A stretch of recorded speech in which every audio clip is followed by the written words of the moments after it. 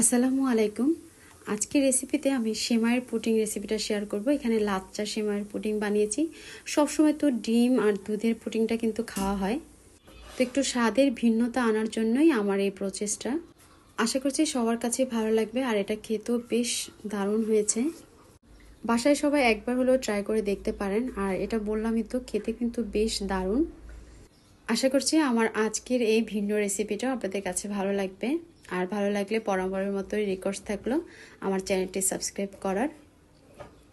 তো পুডিং তৈরি করার জন্য প্রথমে আমি পুডিংয়ের ক্যারামেলটা তৈরি করে নেব। আমি এখানে 6 টেবিল চামচ চিনি নিয়েছি, আর 2 টেবিল চামচ দিয়েছি পানি। চিনিটা খুব ভালো করে আর কি জাল করে নেব, আর চুলার আঁচটা মিডিয়াম টু লো এর মাঝামাঝি আছে।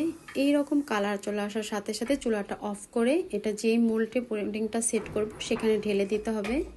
তো পুডিংটা আমি ঢেলে ভাবে রেখে দিব, তাতে করে পুডিংটা সেট হয়ে যাবে। আর ওই একই কড়াই ভিতরে দিয়ে দিচ্ছি লাচ্চা সেমাই। হাত দিয়ে একটু ভেঙে দিচ্ছি যাতে ভিতরে যেন দলা পেকে না থাকে। 1 চামচ ঘি দিয়ে লাচ্চা সেমাইটা খুব ভালো করে ভেজে নিতে হবে। এটা এমনভাবে ভাজতে হবে যাতে ভাজা সেমাইটাও যাতে খাওয়া যায়। তো আমার এটা কিন্তু ভাজা হয়ে গেছে, এটা সরিয়ে রাখছি। তারপর দিয়ে দিচ্ছি হাফ লিটার ফুল ক্রিম গুঁড়ো দুধ, আর আমি এখানে 4 টেবিল চামচ চিনি দিয়েছি, তবে চিনিটা আপনারা এই পর্যায়ে চেক করে নিতে পারেন। দিয়ে দিচ্ছি 5-6টার মতো এলাচ, এটা পরে তুলে ফেলে দিব। সামান্য পরিমাণে লবণ এখানে আমি অ্যাড করেছি, আর গুঁড়ো দুধ দিয়ে দিয়েছি হাফ কাপের চাইতে একটু বেশি। গুঁড়ো দুধটা দিলে খুব ভালো লাগে, তাই দেওয়ার চেষ্টা করবেন। আবার চাইলে এখানে কনডেন্স মিল্কও ইউজ করতে পারেন, তাতে পুডিংয়ের টেস্ট আরও দারুণ হবে। তো আমি এখানে 3 থেকে 4 বারের মতো দুধটা জ্বালিয়ে নিয়েছি। তারপর এলাচগুলোও তুলে ফেলে দিব। এখন আরেকটা বাটির ভিতরে এখানে আমি 3টা ডিম নিয়েছি। অবশ্যই ডিমটা রুম টেম্পারেচারের হতে হবে।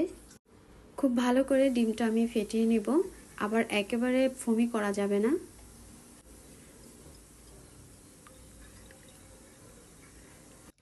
ডিমটা ফেটানো হয়ে গেলে এর ভিতরে দুধ যেটা জাল করে রেখেছি সেই দুধটা দিয়ে দিব। তবে দুধটা কিন্তু অবশ্যই আঙুল দিয়ে চেক করে দেখবেন যেন ঠান্ডা থাকে। যদি গরম দুধ দেন তাহলে কিন্তু এখানে ডিম আর দুধটা দলা পেকে যাবে।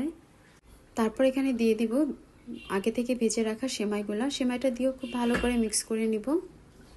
সব কিছু খুব ভালো করে একবার আমি মিক্স করে নিলাম।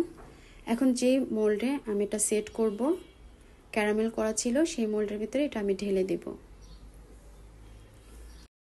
এখন আমি একটা কড়াইয়ের ভিতরে দিয়ে দিচ্ছি কিচেন টিস্যু, যাতে করে বাটিটা নড়াচড়া না করে। তারপর বাটির যে ঢাকনাটা আছে সেটা ঢাকনা দিয়ে দিব।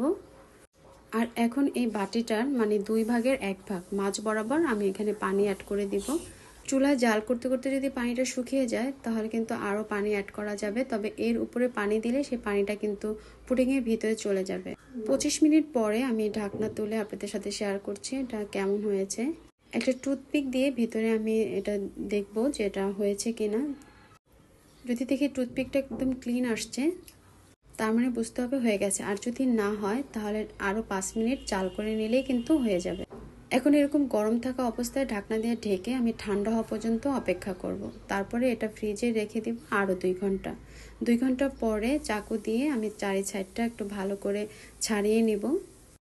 তারপর একটা প্লেটের উপরে এটা মোল্ড আউট করে নিব।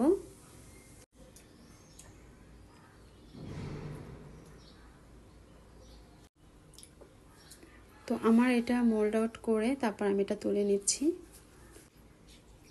এখন আমি একটুখানি ভাজা সেমাই তুলে রেখেছিলাম, সেই সেমাইটা আমি একটু চারিদিকে দিয়ে দিলাম। আর একটু পোস্ত বাদাম সেটা আমি মাঝ বরাবর দিয়েছি। এটা আসলে ডেকোরেশন যার যার ইচ্ছে অনুযায়ী। আশা করছি আমার আজকের রেসিপি ভালো লাগবে, আর প্লিজ কমেন্ট সেকশনে জানাবেন কেমন লেগেছে। আর এটা কিন্তু খেতে অসম্ভব টেস্টি। তো আজ পর্যন্তই, আল্লাহ হাফেজ।